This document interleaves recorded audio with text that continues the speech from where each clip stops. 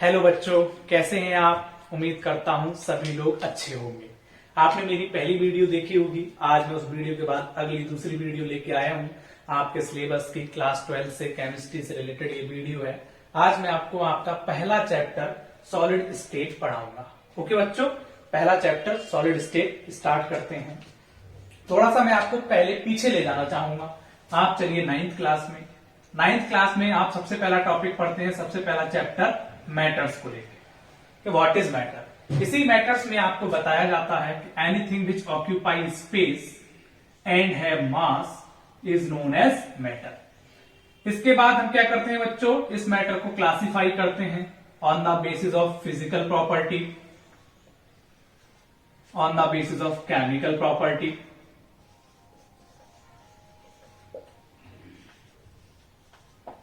Then physical property chemical property पे classify करने के बाद आपको बताया जाता है कि फिजिकली जो स्टेट्स ऑफ मैटर होती हैं वो आपकी 5 होती हैं। नाइन्थ क्लास में बच्चों 5: solid, liquid, gas, BEC and plasma. Okay बच्चों, इन्हीं फिजिकल अपीयरेंस से, फिजिकल स्टेट्स ऑफ मैटर से लिया गया है आपका पहला स्टेट यानी कि सॉलिड। आप 12th में पढ़ेंगे सॉलिड स्टेट, जो कि यहां से बिलोंग करेगा। इसके बारे में हालांकि आप पहले ही काफी कुछ पढ़ चुके हैं, लाइक कैरेक्टरिस्टिक्स वगैरह के, सॉलिड कैसे होते हैं, कैसे पैक्ड होते हैं। तो बहुत जल्दी हम पहले सॉलिड्स को आपके आगे रिप्रेजेंट करेंगे। पहला टॉपिक आपका सॉलिड। सॉलिड जनरली बच्चों क्या होता है, जब आपके कॉन्स्टिट्यूएंट पार्टिकल्स टाइटली पैक्ड हों, जो आपके कॉन्स्टिट्यूएंट पार्टिकल्स हैं वो बहुत टाइटली पैक्ड हों, उनके बीच में कोई भी गैप ना हो एंड उनके बीच की इंटरमॉलिक्यूलर फोर्स बहुत स्ट्रांग हो, वो एक पार्टिकल्स को दूसरे पार्टिकल्स को अपनी तरफ खींच रहे हो, उन्हें टाइटली लूज ना कर रहे हो, जबकि वो टाइटली पैक्ड हो, तो क्या होता है बच्चों solid, close packed or tightly packed of constituent particles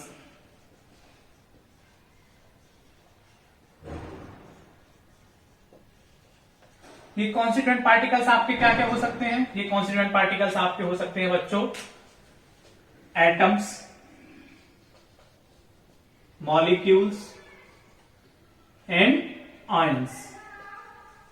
तो ये जो एक पैक है वो आपके कॉन्स्टिट्यूएंट पार्टिकल्स का ही, जिसमें एटम्स हो सकते हैं, आयंस हो सकते हैं, मॉलिक्यूल्स हो सकते हैं। ये सारे बहुत क्लोजली पैक्ड है एक दूसरे में एंड इनके बीच जो इंटरमॉलिक्यूलर फोर्स है वो बहुत हायर है। वैसे सॉलिड को डिफाइन करने की कोई भी स्टैंडर्ड डेफिनेशन नहीं है। आप जितनी बुक्स में जाएंगे उतनी ही बुक्स में क्या करेंगे, उन डेफिनेशन को थोड़ा आगे पीछे आएंगे। तो हम भी आपको एक डेफिनेशन देंगे, काफी इजी सी, काफी सिंपल सी। क्या कहना चाहेंगे हम, solid is a form of matter, generally it's a form of matter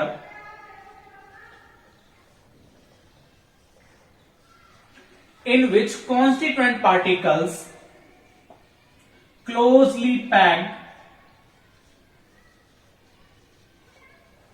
and in a motion condition या in a condition of motion eight there mean position, यानी वो अपनी मीन पोजीशन पे ही मोशन करते रहते हैं। ये पार्टिकल्स जनरली बहुत ही टाइटली पैक्ड होंगे, इनके बीच इंटरमॉलिक्यूलर स्पेस बिल्कुल नहीं होगा, बहुत कम होगा एंड इंटरमॉलिक्यूलर फोर्स आपकी सबसे स्ट्रांग होगी। इन शॉर्ट हम इसको ये भी डिफाइन कर सकते हैं, the forms of matter which have rigidity and possess a closed packed structure is known as solid। इसके बाद बच्चों आपको सॉलिड क्लियर हो गया होगा आई थिंक। अब आगे चलते हैं। अगला है बच्चों क्लासिफिकेशन ऑफ सॉलिड्स। जनरली हम सॉलिड्स को 2 टाइप से क्लासिफाई करते हैं।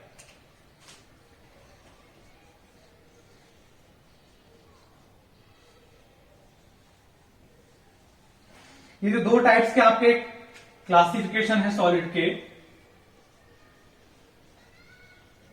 ये पहला है आपका क्रिस्टलाइन,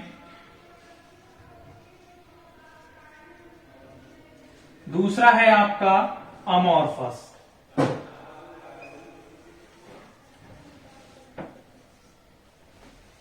ये दो टाइप्स के आपके सॉलिड को दो टाइप्स में कैटेगराइज या क्लासिफाई किया जा सकता है। पहला क्रिस्टलाइन, दूसरा आपका अमोर्फस। अब बात करें कि क्रिस्टलाइन क्या होता है। तो बच्चों क्रिस्टलाइन क्या होता है? ये क्रिस्टल्स का रेगुलर लॉन्ग रेंज ऑर्डर होता है, जहां पे कॉन्स्टिट्यूएंट पार्टिकल्स कॉन्टिन्यूअसली अटैचमेंट लेके चले अपना।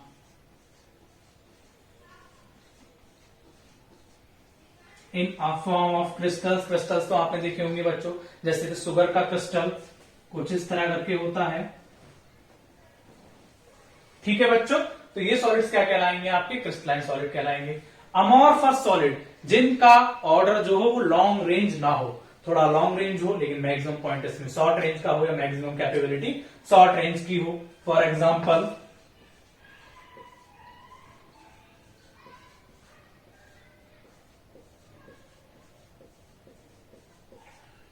तो ये आपका क्या हो गया? Amorphous solid. इसका एग्जांपल देना चाहूंगा मैं, ग्लास, हाँ जी, जो घर में यूज होता है, रबर। इसका एग्जांपल देना चाहूंगा सॉलिड H2S, सॉलिड H2O, या क्रिस्टल ऑफ शुगर्स। ये आपके एग्जांपल हुए क्रिस्टलाइन के। एंड अमोर्फस के ये एग्जांपल हुए। अब हम बात करेंगे इनके कैरेक्टरिस्टिक्स की, क्या इनके क्या क्या कैरेक्टरिस्टिक्स होते हैं। तो बच्चों पहला है सबसे इंपॉर्टेंट आपका, जो क्रिस्टलाइन सॉलिड्स होते हैं वो आपके लॉन्ग रेंज ऑर्डर होते हैं,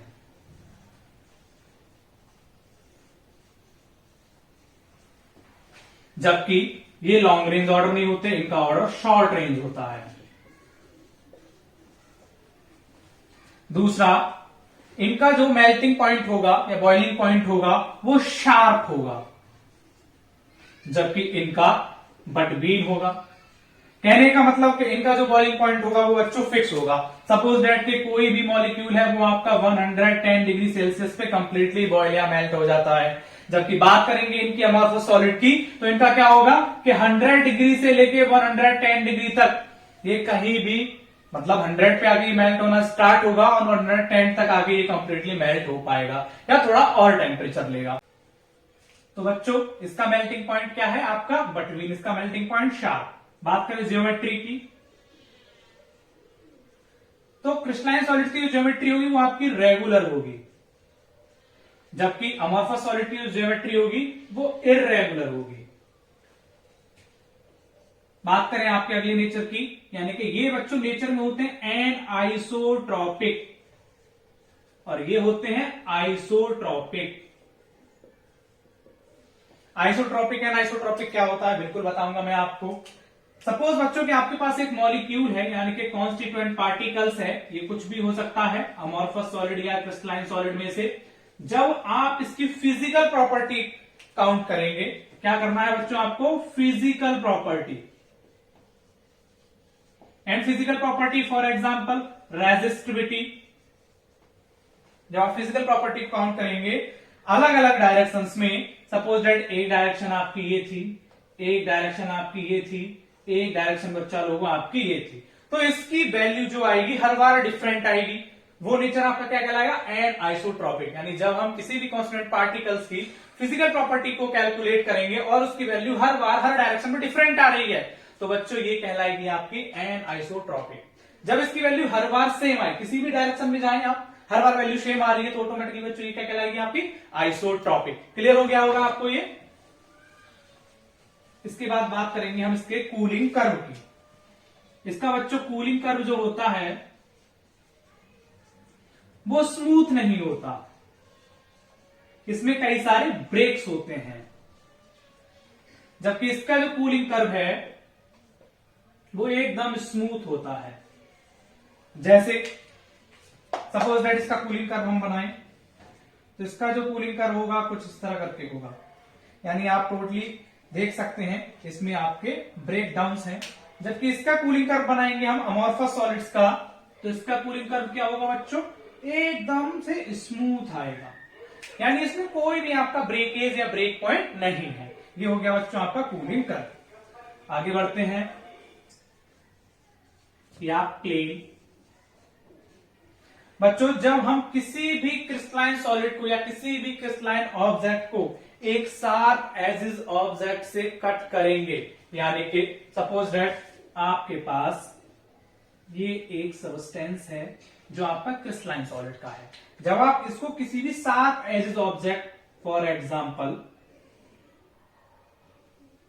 आपका बच्चा लोगों चाकू हो गया, ड्राइंग थोड़ी अच्छी नहीं है मेरी, आपका चाकू हो गया, इस चाकू से जब आप इसको कट करेंगे तो कट करने के बाद ये दो हिस्सों में ब्रेक होगा, यानी कुछ इस तरह करके एक हिस्सा ये और एक हिस्सा ये आपका। तो ये जो हिस्सा होगा इसका इंटरनल वाला, ये एकदम प्लेन होगा, स्मूथ सरफेस होगा, प्लेन, ठीक है। जबकि आपके अमोर्फस को जब यही प्रोसेस आप अप्लाई करेंगे तो इसका जो हिस्सा होगा वो प्लेन नहीं आएगा, वो इररेगुलर आएगा। कैसे? सपोज दैट आपके पास बच्चा लोगों ए रबर है, सबके पास होगी इरेजर, तो जब आप इरेजर को पकड़ के बीच में से तोड़ेंगे या इरेजर को आप किसी भी शार्प ऑब्जेक्ट से काटेंगे, तो जब ये यहां से कटेगा तो यानी आपको दिख रहा होगा कटा हुआ, तो इसका जो सरफेस होगा वो प्लेन नहीं होगा, स्मूथ नहीं होगा, थोड़ा रफ टाइप करके होगा। तो ये हो गया आपका सरफेस। इसका सरफेस बच्चों कैसा है? रफ।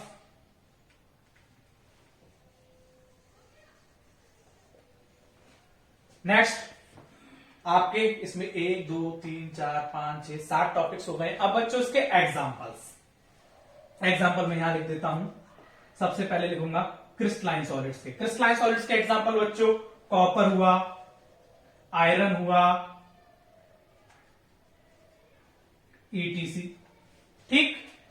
नेक्स्ट आपके अमोर्फस सॉलिड के एग्जाम्पल्स आपके रबर हो गया, ग्लास हो गया, ETC, ठीक है बच्चों। इसके बाद आपका अगला टॉपिक है, ये आपको आ गया होगा, बच्चों नोट करना हो तो आप स्क्रीनशॉट ले सकते हैं। अगला टॉपिक कर दो।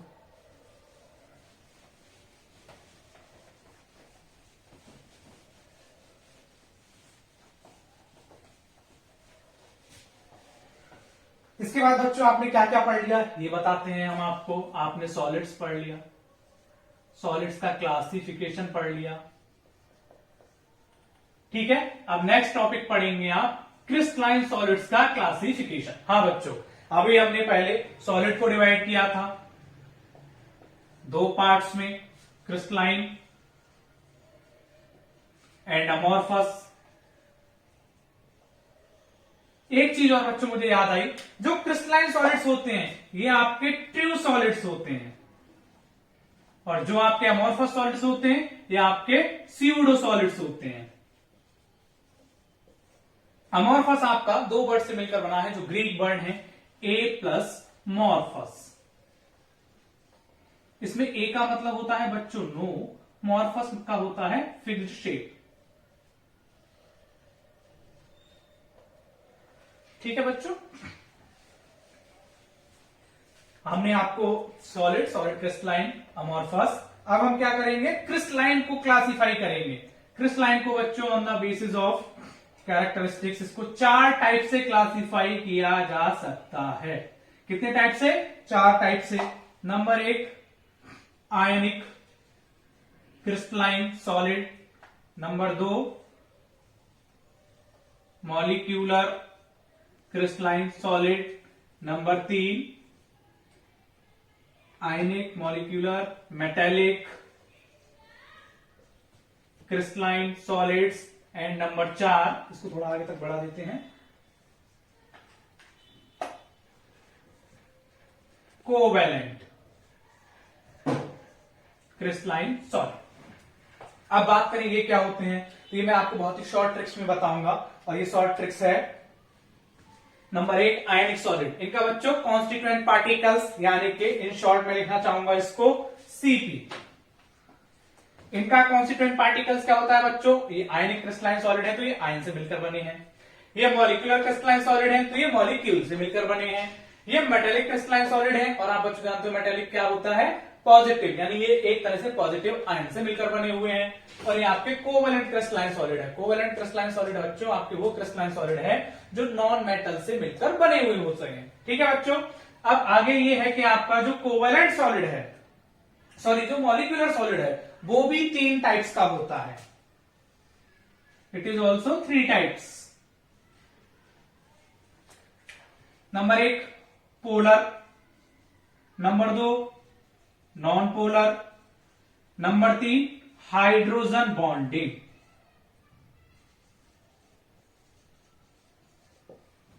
पोलर क्या होते हैं बच्चों, आप पे क्या होते हैं, जो अपोजिटली चार्ज, वो आपके बच्चों क्या कहलाते हैं, पोलर मॉलिक्यूल कहलाते हैं। फॉर एग्जाम्पल HCl, एक पॉजिटिव एक नेगेटिव, पोलर मॉलिक्यूल हो गया। एंड नॉन पोलर क्या होते हैं, जो सेम चार्ज हो, प्लस प्लस या negative negative. For example H2Cl2, ये आपके नॉन पोलर हो गए। हाइड्रोजन बॉन्डेड कौन से होंगे, हाइड्रोजन बॉन्डेड मॉलिक्यूल्स या हाइड्रोजन बॉन्डिंग क्रिस्टलाइन सॉलिड्स आपके वो सॉलिड्स होंगे जिनमें हाइड्रोजन बॉन्डिंग पाई जाए। अब हाइड्रोजन बॉन्डिंग क्या होती है, इसमें एक एटम हाईली इलेक्ट्रोनेगेटिव होगा बच्चों। क्या होगा, एक हाईली इलेक्ट्रोनेगेटिव होगा, अगला इलेक्ट्रो पॉजिटिव होगा, ये कहलाएगी आपकी हाइड्रोजन बॉन्डिंग। इसके साथ साथ जो आयनिक सॉलिड्स होते हैं आपके, ये सॉफ्ट होते हैं, ठीक है, ये मॉलिक्यूलर भी आपके सॉफ्ट होते हैं एंड ये ब्राइटल होते हैं। मेटेलिक आपके हार्ड होते हैं, ठीक, एंड कोवलेंट्स आपके बॉन्डिंग लेके चलते हैं जिनमें कोवलेंट बॉन्डिंग हो। इनको हम और क्या बोलते हैं, इनको बोलते हैं और नेटवर्क सॉलिड्स। ठीक है बच्चों, नेटवर्क सॉलिड्स।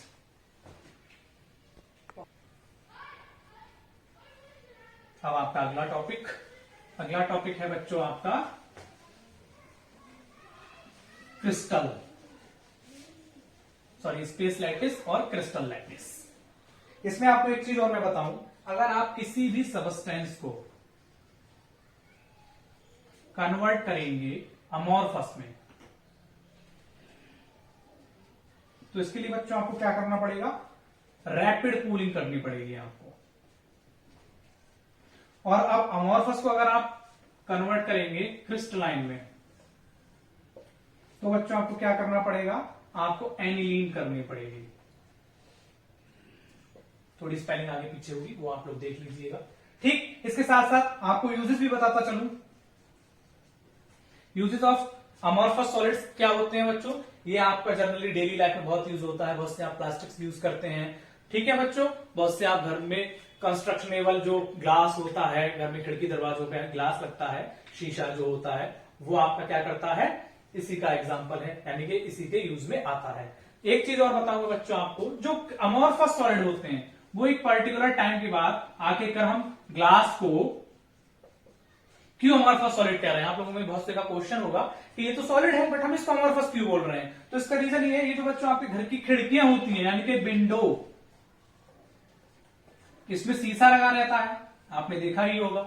ये शीशा क्या करता है, एक टाइम पीरियड के बाद 5 साल 10 साल 15 साल 20 साल, एक पर्टिकुलर पीरियड के बाद जब इस पे सन की रेस पड़ती हैं, यानी जब लाइट आती है सन की, यानी जो क्या होती है आपकी सनलाइट, धूप, तो उससे ये गर्म हो जाता है, हीट होता है। हीट होने के बाद जो इसके कॉन्स्टिट्यूएंट पार्टिकल्स हैं वो टॉप से, यानी कि बच्चों यहां से नीचे की तरफ मूव करने लग जाते हैं। जब ये नीचे की तरफ मूव करने लग जाते हैं तो ये हमको तो दिखाई देते नहीं है, बट ये with the help of temperature या टेम्परेचर के इफेक्ट से टॉप से बॉटम की तरफ मूव कर रहे हैं बहुत धीमे धीमे। तो यहां का जो हिस्सा होगा आपका, यहां पे जो आपका ग्लास होगा वो बहुत टाइट होगा, और यहां का जो हिस्सा होगा या जो ग्लास होगा वो बहुत लूज होगा। तो होगा क्या, जब भी आप खिड़की खोलेंगे बंद करेंगे तो ये खिड़की आवाज करेगी। देखा होगा आप लोगों ने कि आपकी हल्की खिड़कियां भी कभी कभी आवाज करती होंगी। इसलिए बच्चों इसको हमने किस में लिया है, अमोर्फस सॉलिड में लिया है। इसका यूज हम बता ही चुके हैं आपको। अगला टॉपिक स्टार्ट करते हैं। आपका अगला टॉपिक है बच्चों क्रिस्टल लैटिस और स्पेस लैटिस।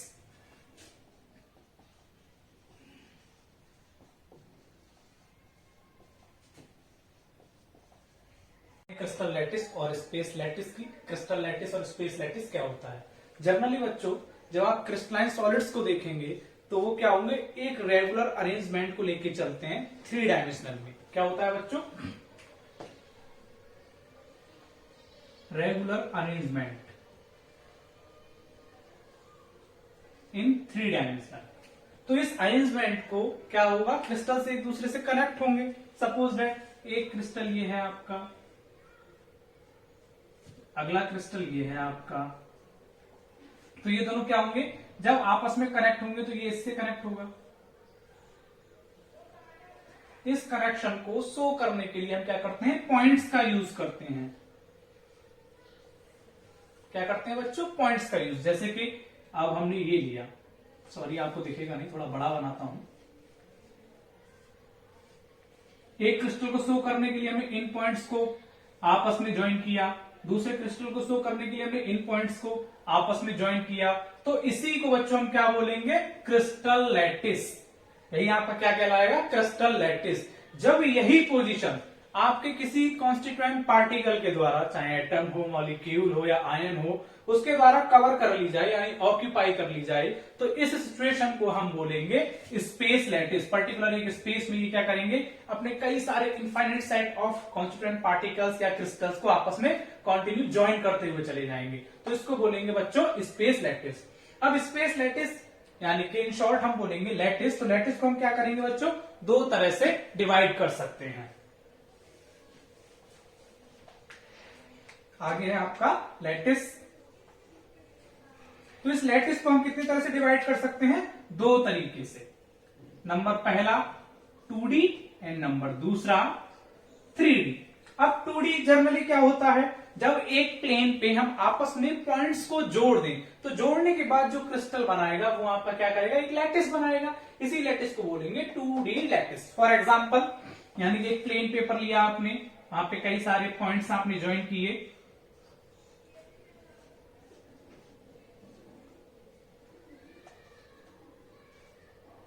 और इन पॉइंट्स को आपस में आपने ज्वाइंट कर दिया, तो ये हो गया बच्चों आपका 2D लैटिस।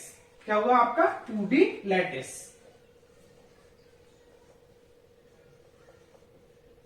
ये 2 डायमेंशनल में होगा प्लेन पे, ये 3D में होगा 3 डायमेंशनल आपका। ओके, ये जनरली बच्चों होते हैं आपके 5 टाइप्स के। जब इन पॉइंट्स को आपस में ज्वाइन करेंगे तो ये जनरली 5 टाइप्स के लैटिस बनाएंगे। और इसी लैटिस पे इसके एक लैटिस को मैंने आपको पीछे भी बताया, एक लैटिस को हम बोलते हैं यूनिट सेल। जिस पर्टिकुलर एंगल पे ये ज्वाइन होते हैं इसको बोलते हैं यूनिट एंगल।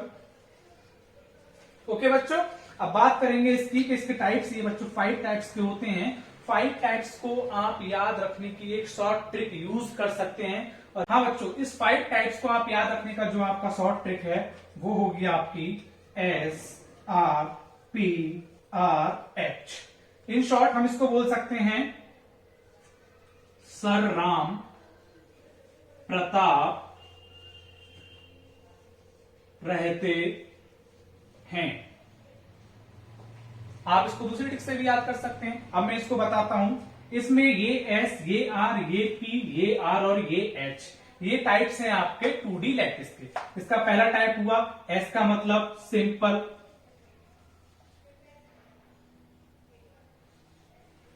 R का मतलब रोम्बस, P का मतलब पैरेललोग्राम, फिर R का मतलब रेक्टेंगल एंड H का मतलब आपका हेक्सागोनल। शायद ये आपका क्या होगा, रेक्टेंगल होगा और ये रोम्बस होगा, इतना होगा। ये आप एक बार देख लीजिएगा। तो ये आपकी शॉर्ट ट्रिक्स है। इसको मैं आपको ड्रॉ करके बताता हूं।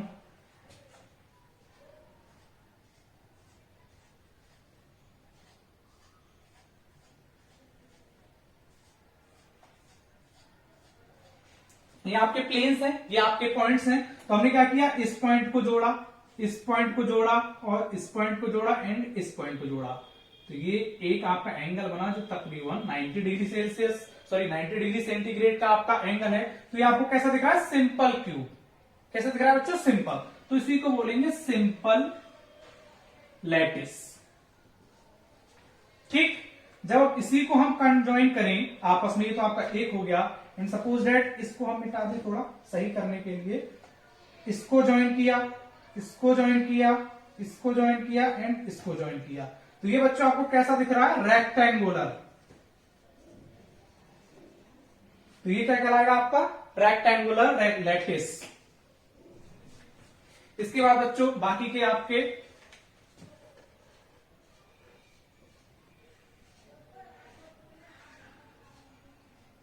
अब आपने क्या किया, इन 4 पॉइंट्स को आपस में ज्वाइन किया। समझ गए होंगे आप लोग, थोड़ा तिरछा सा है, इसका एंगल भी थोड़ा सा आपका 90 से चेंज होगा, तकरीबन 120 की समथिंग आपका ये एंगल होगा। इसको आप क्या बोलेंगे, पैरेललोग्राम। ठीक है बच्चों, यानी कि पी। इसके बाद आपका अगला रोम्बस। तो इस तरह करके आप सारे पॉइंट्स को जोड़ के ये बना सकते हैं। अभी हमने आपको बताया था इसी में कि जब ये पॉइंट्स आपस में जुड़ते हैं तो एक लैटिस बनाते हैं। ये लैटिस का कॉन्स्टिट्यूएंट पार्टिकल्स क्या कहलाता है, यूनिट कहलाता है। तो अगली बात करेंगे हम टाइप्स ऑफ यूनिट सेल्स की। हाँ, अभी मैंने आपको 2D 3D के और में बताऊंगा आपको। 3D में जनरली क्या होते हैं, 3D लैटिस में बच्चों ये 7 टाइप्स के होते हैं। इसको याद करने का जो ट्रिक है वो है C2 हर मोनो ट्राई। सी का मतलब क्यूबिक, टी का मतलब टेट्रागोनल, ओ का मतलब ऑर्थोगोनल, एस का मतलब हेक्सागोनल, ई का इसमें कुछ नहीं है, आर का मतलब रोम्बस, मोनो का मतलब मोनोक्लिनिक, ट्राई का मतलब ट्राइक्लिनिक। तो जनरली बच्चों ये आपके 7 टाइप्स के होते हैं। ये 7 टाइप्स के लैटिस हैं, इनको हम क्रिस्टल लैटिस भी बोलते हैं। इसके बाद इसके साथ साथ इनके 14 टाइप्स होते हैं।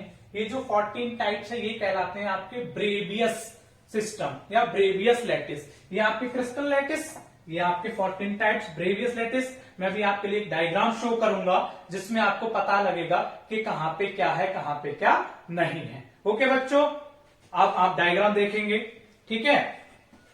चला इस डायग्राम में आप देख रहे होंगे बच्चों, आपको डायग्राम में साफ दिखाई दे रहा है कि पहले लिखा है हमने सिस्टम, देन उसके बाद पॉसिबल वेरिएशंस, देन इसके बाद axial distance, axial angle and example.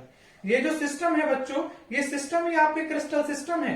ये पॉसिबल जो वेरिएशन है ये आपके ब्रेवियस लैटिस हैं। सिस्टम आपका क्या हुआ, क्यूबिक यूनिट सेल, इसके 3 हो गए, ट्राइगोनल के 2 हो गए, ऑर्थोगोनल के 4 हो गए, मोनोक्लिनिक के भी 2 हो गए, हेक्सागोनल का 1 हो गया, ट्राइगोनल का 2 हो गया, यानी एंड ट्राइक्लिनिक के आपके 1 हो गए। तो यहाँ बच्चों आप पर्टिकुलर देख पा रहे हैं इनका एंगल, डिस्टेंस एंड इनके एग्जांपल्स, ये आप नोट कर लीजिएगा, आपके काम आएंगे। इसके बाद बच्चों अगला डायग्राम जो मैं शो करूंगा वो डायग्राम होगा इनकी पर्टिकुलर स्ट्रक्चर का। एक्चुअली बोर्ड पे बनाऊंगा तो काफी टाइम लगेगा, इसलिए मैं आपको बता देता हूं पर्टिकुलर स्ट्रक्चर इनकी। इनके आपके कॉर्नर्स पे आपको साफ साफ दिखाई दे रहे होंगे कि ये आपके क्या हैं, पॉइंट्स हैं। ओके बच्चों, अब लेते हैं हम अगला topic, types of unit cell. आपका जो टाइप्स ऑफ यूनिट सेल है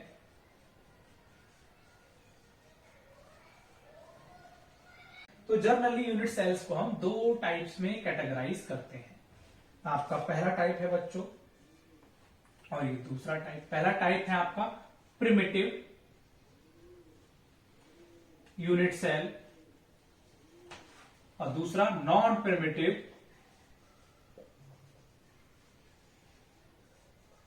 unit cell.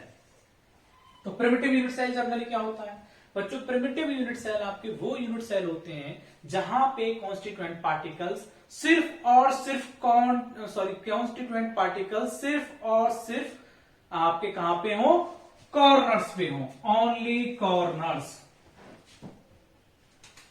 Constituent particles only corners पे हो। जैसे कि ये आपका एक क्रिस्टल है, तो जो आपके कॉन्स्टिट्यूएंट पार्टिकल्स होंगे एटम यानी कि दिस, ये कहां पे हैं, सिर्फ कॉर्नर्स पे हैं। ऐसे यूनिट सेल को हम बोलेंगे प्रिमिटिव यूनिट सेल और हम इसको बोलते हैं सिंपल यूनिट सेल। क्या बोलेंगे बच्चों इसको, सिंपल यूनिट सेल। ये आपके वो यूनिट सेल है जिनके सिर्फ कॉर्नर्स पे एटम्स प्रेजेंट हो या कॉन्स्टिट्यूएंट पार्टिकल्स प्रेजेंट हो। बात करें नॉन प्रिमिटिव यूनिट सेल, तो नॉन प्रिमिटिव यूनिट सेल आपके वो यूनिट सेल्स होते हैं जिनके कॉर्नर के साथ साथ, इसमें तो कॉर्नर पे भी है ना, जिसमें कॉर्नर के साथ साथ कॉर्नर के अलावा कहीं और भी आपका कॉन्स्टिट्यूएंट पार्टिकल्स पाया जाए। जैसे कि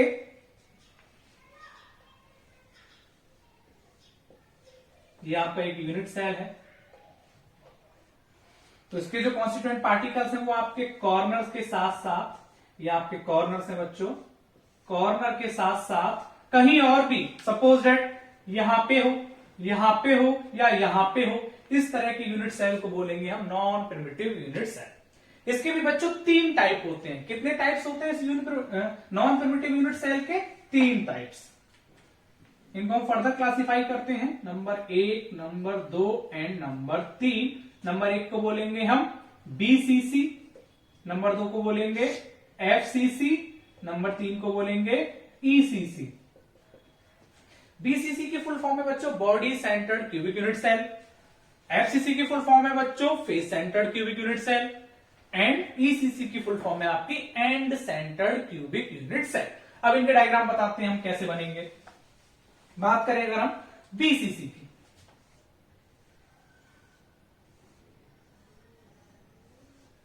बीसीसी का हमने एक क्रिस्टल बनाया, इस क्रिस्टल्स के कॉर्नर्स पे हमने सबसे पहले एटम को प्लेस किया। ये आपके एटम्स हैं, तो बीसीसी का मतलब है बॉडी के सेंटर में। यहाँ पर क्यूबिक यूनिट सेल है जो कि सिंपल क्यूबिक यूनिट सेल की तरह दिख रहा है। एंड हमने बताया था नॉन प्रिमिटिव यूनिट सेल वो कौन सा होता है, कॉर्नर के साथ साथ कहीं और भी आपके unit cell constituent particles present हो। तो बीसीसी की बात कर रहे हैं हम, बॉडी सेंटर की। तो बॉडी का सेंटर देखिए आप, सबसे पहले बॉडी का सेंटर देखेंगे, इस पॉइंट को इस पॉइंट से मिलाएंगे, इस पॉइंट को इस पॉइंट से मिलाएंगे, तो तकरीबन यहां पे निकल के आपका बॉडी सेंटर आएगा। तो ये तो नॉन प्रिमिटिव यूनिट सेल हो गया, इसके साथ साथ इसका पहला टाइप्स हो गया बॉडी सेंटर। अगला करें फेस सेंटर।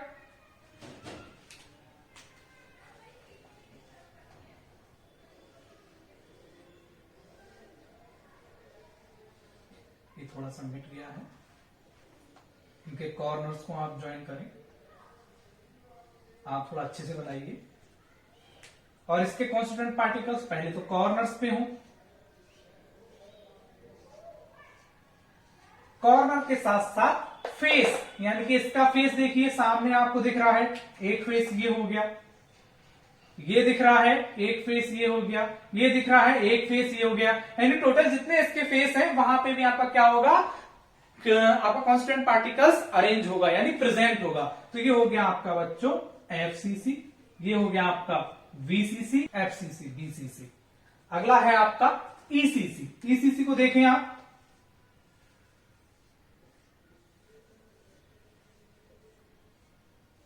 ये आपका आपने एक क्यूब बनाया, ये रेक्टेंगुलर टाइप लग रहा है, कुछ भी बना सकते हैं आप।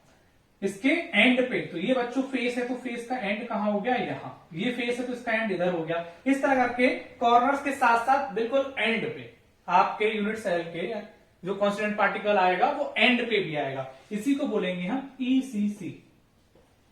ठीक है बच्चों, तो primitive, non primitive and it's type BCC, FCC, ECC आपको अच्छे से समझ में आ गए होंगे, मैं उम्मीद करता हूं। इसके आगे बच्चों, ये जो अभी हमने पीछे बताया था simple cubic unit cell, simple cubic unit cell generally होते हैं आपके 7 टाइप्स के।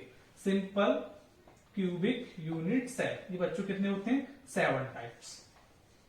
और इन्हीं 7 टाइप्स को हम बोलते हैं क्रिस्टल सिस्टम।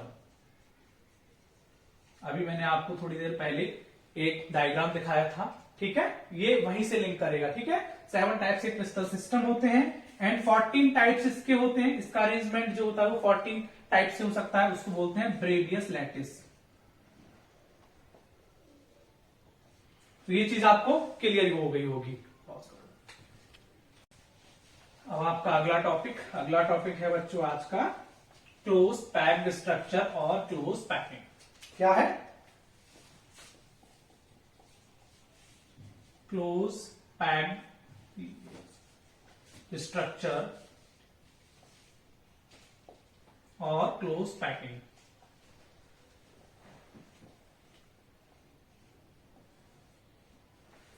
जनरली बच्चों अगला टॉपिक है आपका क्लोज पैक्ड स्ट्रक्चर।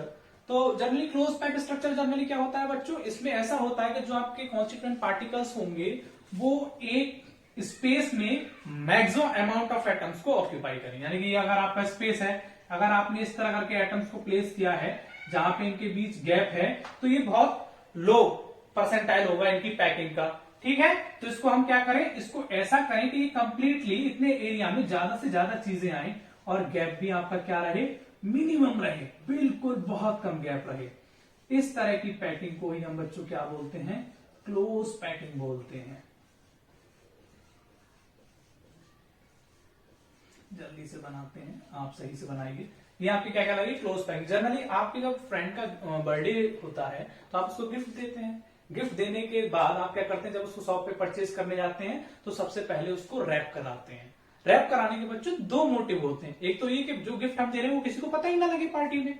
दूसरा ये जो वो उसका हिडन मोटो होता है, हिडन मोटो ये होता है कि वो गिफ्ट पैक हो जाए तो उसकी पैकिंग क्या हो जाएगी, हायर क्वालिटी की हो जाएगी। सपोज दैट बच्चों आपने गिफ्ट परचेज किया, जनरली देखा होगा आजकल ऑनलाइन शॉपिंग्स में आपके घर पे ढेर सारे पैकेट्स आते होंगे, तो वो जनरली क्या करते हैं, पैकेट्स को जब लोड अनलोड करते हैं तो ये कॉर्नर्स आपके टिचक जाते हैं, अंदर की तरफ दब जाते हैं। इसी चीज को जब आप छुपाने के लिए क्या करते हैं, इनके ऊपर एक पॉलिथीन की लेयर लगवा लेते हैं जो आपको पैकिंग का काम करती है, देखने में भी काफी अच्छी लगती है और उसके मैक्सिमम कोने भी बचे रहते हैं। लगाते हैं ना बच्चों, ये पॉलिथीन आपके गिफ्ट को भी हाइड कर लेती है, इसके साथ साथ उसकी पैकिंग की एफिशिएंसी को भी इंक्रीज कर देती है। बात करें क्लोज पैक्ड स्ट्रक्चर, तो क्लोज पैक्ड स्ट्रक्चर आपकी वो स्ट्रक्चर है जिसमें आपके एक पर्टिकुलर एरिया में, पर्टिकुलर स्पेस में ज्यादा से ज्यादा एटम ऑक्यूपाई हो, वो उसकी डेंसिटी को इंक्रीज करें और पैकिंग की स्ट्रेंथ का मतलब है जो एक मॉलिक्यूल दूसरे मॉलिक्यूल से अटैच है वो हाई क्वालिटी का हो, मतलब मैक्सिमम अपनी स्ट्रेंथ को ऑक्यूपाई कर रहा हो, ये कहलाएगी आपकी क्लोज पैकिंग। जनरली बच्चों क्लोज पैकिंग भी आपकी दो टाइप्स की होती है, सॉरी क्लोज पैकिंग आपकी तीन टाइप्स की होती है। तीन टाइप्स में क्या है, पहला है आपका 1D वन डायमेंशनल, दूसरा है आपका 2D टू डायमेंशनल, तीसरा है आपका 3D थ्री डायमेंशनल। बात करें वन डायमेंशनल की, तो सपोज दैट आपके पास बॉल्स हैं, बॉल्स को जब आप अरेंज करेंगे वन डायमेंशनल में तो कुछ इस तरह ही तो अरेंज करेंगे बच्चों लोगों। सपोज दैट हम इसको नाम दे देते हैं सबको, इसको भी ए, इसको भी ए, इसको भी ए, बिकॉज सेम लेयर है, सेम टाइप की बॉल्स हैं। तो ये हो गई आपकी वन डायमेंशनल क्लोज पैकिंग और हम इसको बोलते हैं triple A and so on के नाम से। ये जनरली बच्चों एक टाइप्स की होती है। बात करें 2D की, तो 2D जो होती है बच्चों दो टाइप्स की होती है। पहले तो 2D बताऊं क्या है। जनरली मान लो आपने लेयर प्लेस की 1 2 3, आपकी बॉल्स हैं, आपने बॉल्स को एक कार्टून में रखना है तो आप उसको रख रहे हैं, ये आपकी पहली लेयर हो गई और इसी लेयर के ऊपर आपने क्या किया, एक और लेयर रखना स्टार्ट किया अपनी बॉल्स का। तो एक तरीका तो ये होगा कि आपने बॉल्स के ऊपर बॉल्स को प्लेस कर दिया, ठीक, ये भी सेम लेयर, ये भी सेम लेयर, तो यहां सेम लेयर को हमने ए नाम दिया था तो इसको भी हमने ए नाम दे दिया। ओके बच्चों, एक तरीका तो ये हो गया। दूसरा तरीका क्या है इसकी पैकिंग का, दूसरा तरीका ये है कि आपने एक लेयर तो नीचे लगाई बॉल्स की और इन दोनों बॉल्स के ऊपर अगली बॉल्स की लेयर रखना स्टार्ट किया, ठीक। अब लेयर चेंज हो गई बच्चों, तो ये हो गया आपका ए, आप इसको नाम देंगे नीचे वाली लेयर को, ये वाली ए। दूसरी लेयर आपकी दूसरी लेयर है बिकॉज वो इन दो बॉल्स के ऊपर आ रही है, यहां पे बॉल्स के ऊपर बॉल्स आ रही थी तो इसको हम नाम दे देते हैं बी। तो इसको हम बच्चा नाम देंगे ए बी टाइप और इसको नाम देंगे ए टाइप।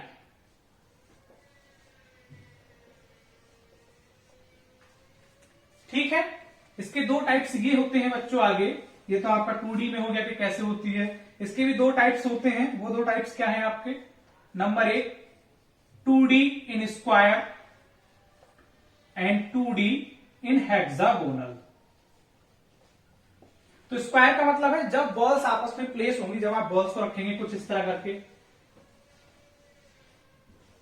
यहां आपने बॉल्स के ऊपर बॉल्स रखी है, ठीक है, तो ये भी ए है और ये भी ए है, तो इनके बीच क्या बनेगा बच्चों, एक स्क्वायर बनेगा। यानी एक लेयर और लगा लेते हैं ताकि आपको समझ में आए। तो आपने इसको इससे ज्वाइन किया, इससे इसको ज्वाइन किया, इससे इसको ज्वाइन किया, इससे इसको ज्वाइन किया, ये क्या हो गया बच्चों, आपको एक स्क्वायर दिखाई दे रहा होगा। जब बात करेंगे हेक्सागोनल की, तो एक लेयर आपने बॉल्स की ये लगाई, अगली लेयर इस बॉल्स के ऊपर रख दी, इसके ऊपर आपने एक और लेयर लगा दी, यानी बॉल्स के गैप के पर्टिकुलर आपने लेयर लगा दी। अब जब आप देखेंगे यहां पे एक स्ट्रक्चर बनेगा, वो स्ट्रक्चर कुछ ऐसा होगा जैसे कि इन दो को ज्वाइन किया, इन दो को ज्वाइन किया, तो ये क्या बन रहा है आपका, एक हेक्सागोन बन रहा है। ठीक है ना बच्चों, तो इसको बोलेंगे hexagonal close packing in 2D, square close packing in 2D। अब बात करें आपकी 3D की, जब यही रिप्रेजेंटेशन आपका 3D में किया जाए तो ये क्या कहलाएगा, close packing in 3D। For example मैं इसको बनाने के लिए एक सिंपल सा डायग्राम बनाता हूं। पहले मैंने बच्चों क्यूब बनाया,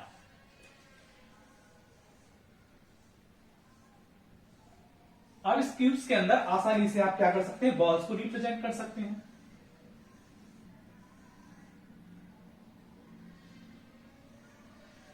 और इसकी आप लेयर बनाते हुए चले जाइए। मेरी ड्राइंग ज्यादा अच्छी नहीं है तो इस वजह से लुक अच्छा नहीं आ रहा होगा, हालांकि आप मेरे से अच्छा बना सकते हैं और बनाइए। ये आपने बॉल्स प्लेस कर दी, ये पहली लेयर हो गई। अब यही बॉल्स इस तरफ लगा दीजिए आप,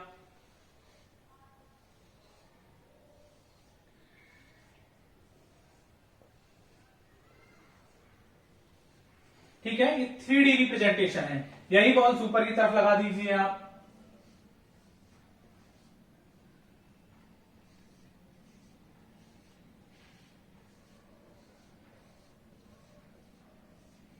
ये एक बॉल से भरा हुआ बॉक्स हो गया। ठीक है बच्चों, यहां अगर बॉल्स के ऊपर बॉल्स आ रही है तो सेम डायग्राम बनेगा ये वाला, अगर बॉल्स के बीच में बॉल्स आ रही है तो ये वाला डायग्राम बनेगा। तो ये हो गई आपकी बच्चों 3D पैटर्न। अब देखने वाली बात ये है, जो कि आपका अगला टॉपिक भी है, अगला टॉपिक है आपका वॉइड्स। ये बताऊं मैं आपको वॉइड्स क्या होता है। अभी जब आपने बच्चा लोगों बॉल्स को प्लेस किया था, एक बॉल्स को दूसरे बॉल्स के साथ ज्वाइन किया था और बॉल के ऊपर बॉल रखी थी आपने, तो आपने ध्यान दिया होगा यहां पे इनके बीच पर्टिकुलर एक गैप नजर आ रहा है। ये गैप नजर आ रहा है ना बच्चा लोगों, इसी गैप को बोलते हैं हम वॉइड्स। क्या बोलेंगे बच्चा लोगों, वॉइड्स। इस गैप को क्या बोलेंगे, वॉइड्स। अब जनरली वॉइड्स भी आपके दो तरह के होते हैं, tetrahedral voids and octahedral voids. जब कोई वॉइड्स आपका 4 बॉल्स के बीच में बन रहा है ये गैप, तो टेट्राहेड्रल हो गया। अब यही वॉइड्स बनने लगे 6 बॉल्स के बीच में, यानी कि आपने 3 बॉल्स प्लेस ये की, इनके ऊपर एक बॉल रखी, उसके ऊपर आपने 3 बॉल्स फिर से रख दी। ठीक है, यानी इन शॉर्ट अगर मैं बताऊं आपको, आपने एक लेयर ये लगाई, दूसरी लेयर ये लगाई, फिर इसके ऊपर एक लेयर लगाई आपने, तो इनके बीच जो बन रहा है बच्चों वॉइड, वो क्या कहलाएगा, ऑक्टाहेड्रल वॉइड। इसका भी मैं डायग्राम आपको फ्लैश करूंगा तो आपको अच्छे से समझ में आएगा टेट्राहेड्रल वॉइड्स और ऑक्टाहेड्रल वॉइड्स क्या है। जनरली ये आपका टेट्राहेड्रल नाम से ध्यान आ रहा होगा, ऑक्टाहेड्रल नाम से ध्यान आ रहा होगा। एक चीज अगली बच्चे वो ये है, इसी के अंदर आएगा आपका कोऑर्डिनेशन नंबर।